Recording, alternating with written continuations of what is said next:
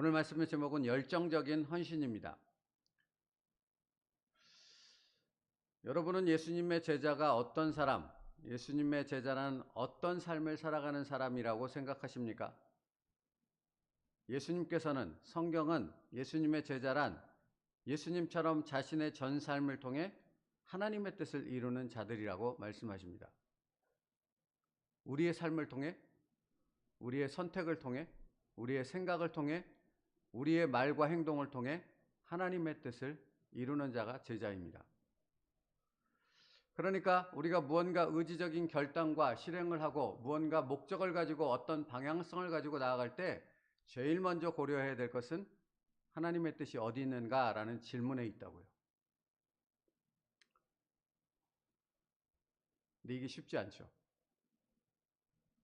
그냥 우리는 삶의 패턴으로 내 과거의 경험과 생각과 내가 가진 기준에 의해서 무엇을 결정하고 판단하고 말하는 것이 너무 쉽습니다. 또 그렇게 그것이 옳다 그르다의 부분으로만 빠져서 이것이 옳아, 이것만이 옳아가 되는 것입니다. 믿음이 신념으로 바뀌어버리는 겁니다. 하나님의 뜻을 찾아야 될 자가 자기의 신념이 옳다라는 것에 빠져서 하나님의 뜻은 보지 못하게 되는 것이죠.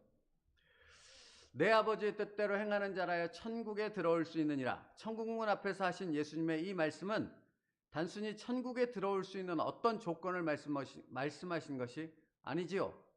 당신이 천국에 오기까지 어떤 삶을 살아야 하는가 하는 부분을 명확하게 제시해주고 있는 말씀입니다.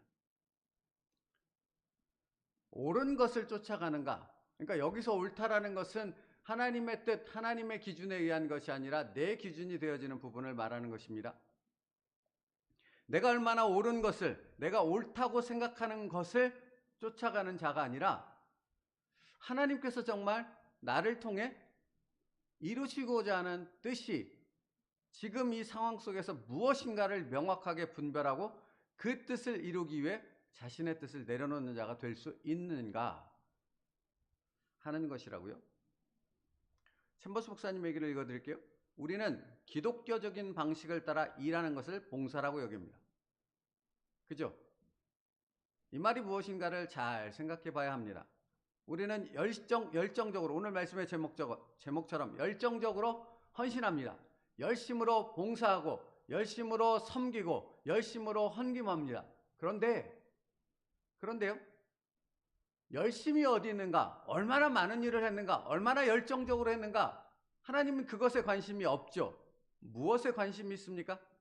내 뜻을 이루었느냐?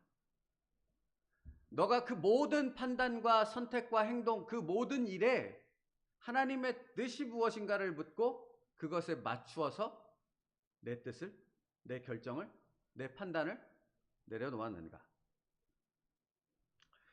우리는 기독교적인 방식을 따라 일하는 것을 봉사라고 여깁니다. 거기에만 열심히 있다고요? 그러나 예수님은 주를 위해 어떤 일을 하는가가 아니라 주께 어떤 존재가 되어 있는가를 봉사라고 부르십니다. 여러분, 이건 굉장히 중요한 겁니다. 그리스도인에게. 주를 위해 어떤 일을 했는가에 초점을 맞추면 여기는 온통 자기 생각, 자기 판단, 자기로 가득 차 있어요. 그러면 아무리 뭐를 해도, 아무리 사람들이 칭송을 해도, 아무리 많은 것들을 했다 할지라도 그건 하나님과는 무관한 거예요. 하나님의 나라와는 무관한 거예요. 근데 사람들은 여기에만 관심이 있죠. 그런 사람들의 기도는 무언가 자기 생각에 의한 주십시오, 무언가 자기 뜻을, 자기 소원을, 자기의 계획을 이루어 달라는 것에만 초점이 맞춰져 있죠. 여러분, 모세를 보십시오. 모세는 그토록 그리워하고 간절히 소망했던 가나안 땅을 눈앞에 뒀습니다. 근데 하나님의 뜻은 무엇이었죠? 들어가라는 것이었습니까? 들어가지 말라는 것이었습니까? 들어가지 말라는 것이었습니다. 그게 하나님의 뜻이었습니다. 이게 제자라고요. 그 뜻을 받고 멀리서 그 땅을 바라보나 그 땅으로 들어가지 않는 순종으로 자신의 삶을 마감하는 자, 그게 제자입니다. 그게 성도입니다. 그게 주께 어떤 존재가 되었는가라는 말에 담겨 있는 의미라고요.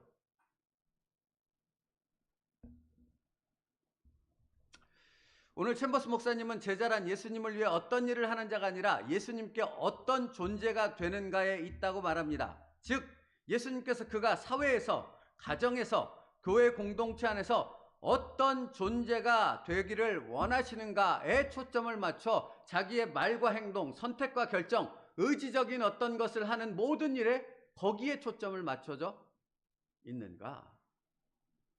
예수님은 그것을 말씀하고 있다고요. 그러니까 내가 나를 사랑하느냐라는 주님의 물음에는 바로 그런 의미를 담고 있는 거예요. 베드로에게 내가 나를 사랑하느냐?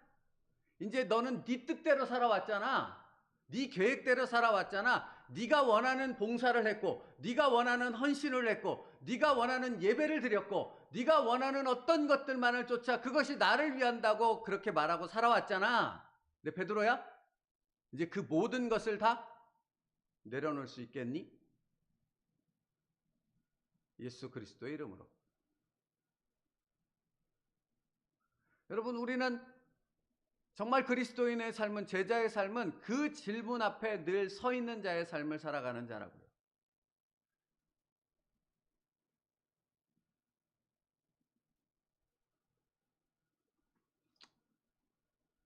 그래서 시몬아 내가 나를 사랑하느냐라는 세 번의 질문을 통해 베드로의 전 삶은 완전히 바뀌었음을 성경이 기록하죠. 오늘 본문이 기록된 부분에 18절 말씀, 그거 같이 읽을까요? 18절 말씀 같이 읽겠습니다. 시작.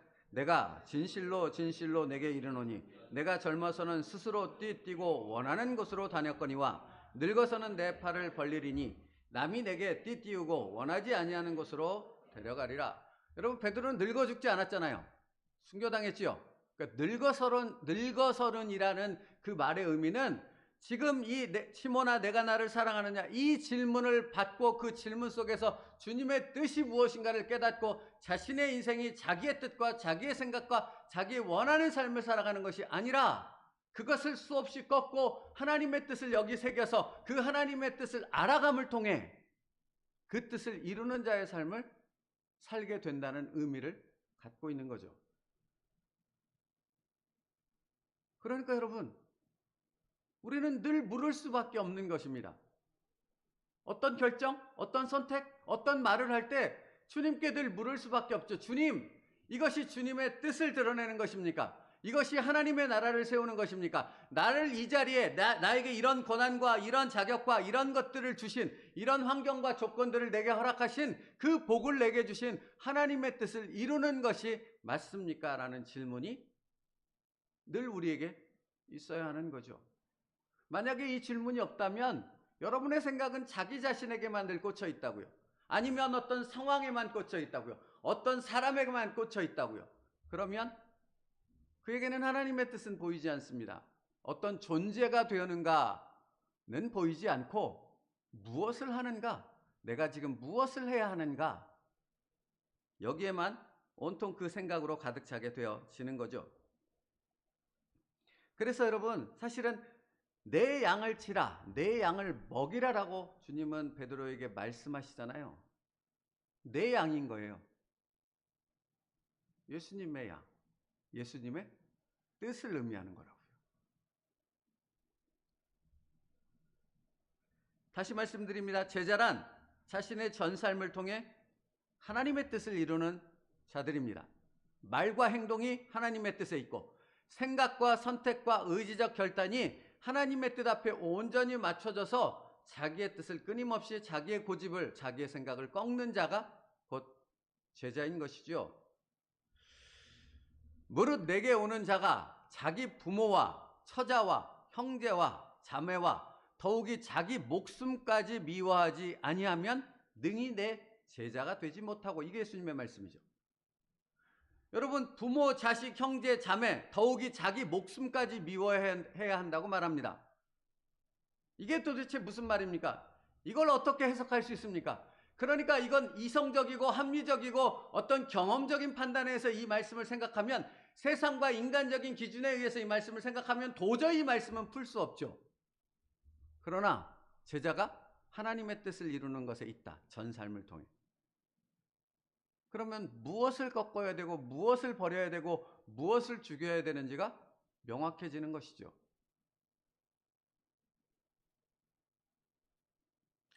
제자의 길은 예수 그리스도께 드려지는 헌신을 바탕으로 합니다. 어떤 특별한 믿음이나 교리에 충성하는 것을 의미하지 않습니다. 여기에는 논쟁할 여지도 강요도 없습니다.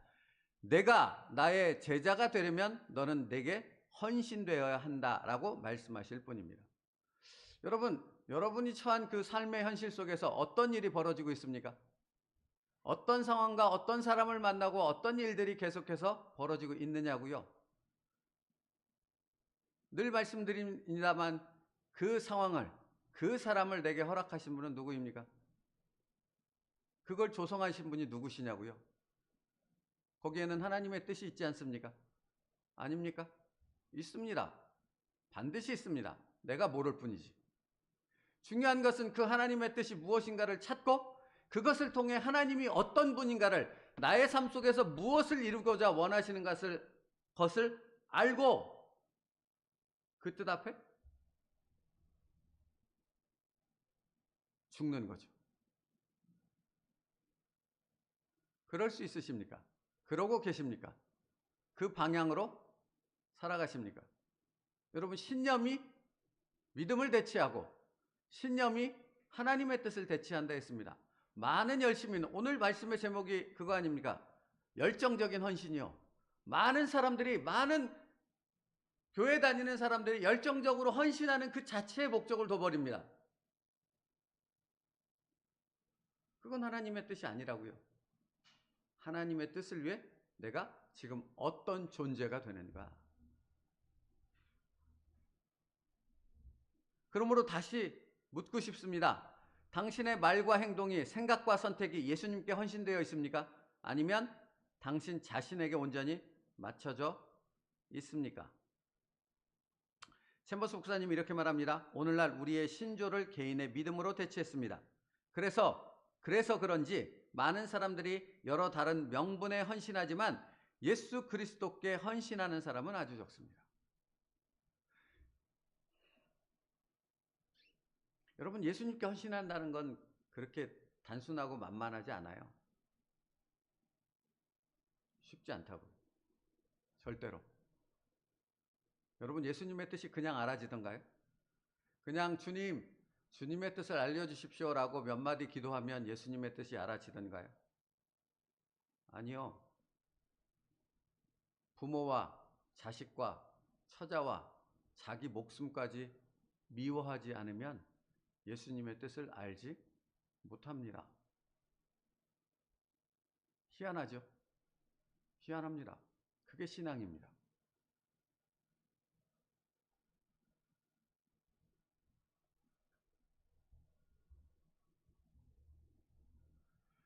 챔버스 목사님 이런 표현도 하시더라고요. 하나님의 영에 의해 감동을 받은 사람은 갑자기 이렇게 말합니다.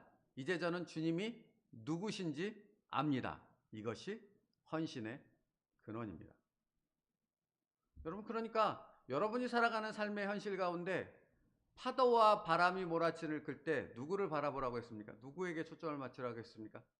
예수님께. 그럼 예수님의 뜻이 보인다고요. 그때 보인다고요. 그때 비로소 보인다고요. 그러나 바람과 파도에 시선을 빼앗겨 버리면, 당신의 마음을 빼앗겨 버리면 아무것도 보이지 않죠.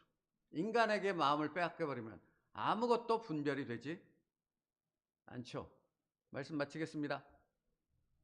제자란 하나님의 뜻을 끊임없이 묻고 그 뜻을 자신의 삶을 통해 이루어 가길 원하신다는 하나님의 목적을 명확히 아는 사명을 가진 자들입니다. 나는 어떤 삶을 살고 있습니까? 그것을 벗어난, 하나님의 뜻에 초점이 맞춰져야 되는 것을 벗어나 온갖 잡다한 것들로 내 마음과 생각을, 그래서 여기가 너무 복잡하고 어렵고 심란하기만 한 그런 삶을 살아가는 그리스도인들이 너무나 많습니다. 그걸 해결할 수 있는 유일한 방법은 당신의 마음과 생각을 하나님의 뜻에, 예수님께 고정하는 것에 있습니다. 그때 눈이 열립니다. 청년 사울의 눈에서 비늘이 벗겨지고 진정 하나님의 사도가, 예수 그리스도의 사도가 될 수 있었던 것처럼 내가 죽을 때 진정 하나님의 뜻이 무엇인가를 보고 그 하나님의 뜻을 이루는 자가 될 수 있습니다. 오늘이 그런 복된 날이 되어지길 축복합니다. 기도하겠습니다. 살아계신 하나님, 오늘도 우리의 삶 가운데 하나님의 뜻을 찾게 하옵소서. 하나님의 뜻을 이루기 위해 내 목숨까지도 미워하는 자가 되게 하여 주시옵소서. 주님, 이것은 결코 내 의지와 노력으로 되지 않는다라는 것을 우리는 압니다. 그러므로 오늘도 예수 그리스도의 이름으로 성령님께 나를 온전히 의탁함으로 그 성령님의 다스리심 앞에 복종함을 통해 하나님의 뜻을 알고 하나님을 알고 그 뜻을 이루어가는 자가 되게 하여 주시옵소서. 예수님의 이름으로 기도 올리옵나이다.